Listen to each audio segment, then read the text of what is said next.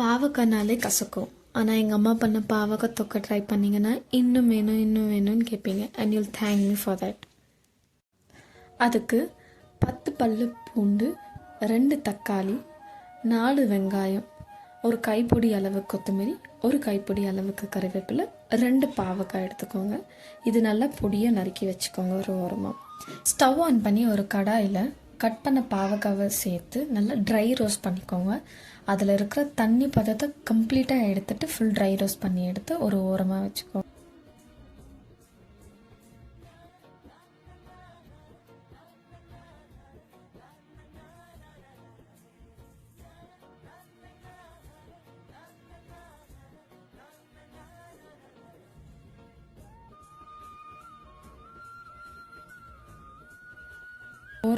இப்போ ஒரு ஓரமாக நெருப்பில் தக்காளி சுட்டு எடுத்து அது மேலே இருக்க ஸ்கின்னை நம்ம ரிமூவ் பண்ணி கட் பண்ணி வச்சுக்கலாம்.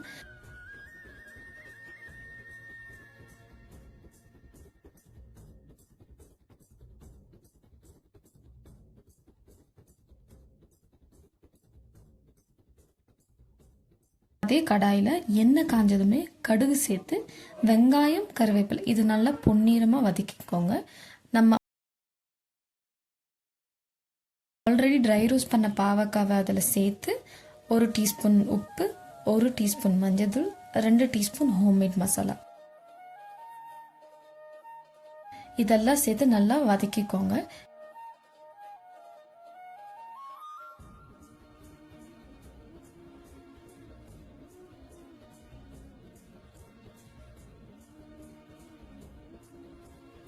இப்போ நம்ம கட் பண்ண தக்காளி, இடித்த பூண்டு, கொஞ்சோண்டு கொத்தமல்லி இதெல்லாமே போட்டு நல்லா மூடி 10லேருந்து 15 நிமிஷம் வேக விட்டுருங்க.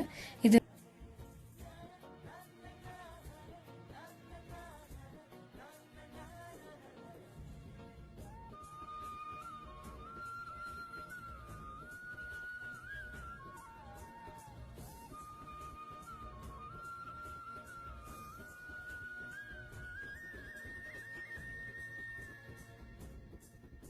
இது வெந்த உடனே மிச்சம் இருக்கிற கொத்தமல்லியை போட்டு சர்வ் பண்ணிங்கன்னா கசப்பே இல்லாத பாவக்காய் ரெடி.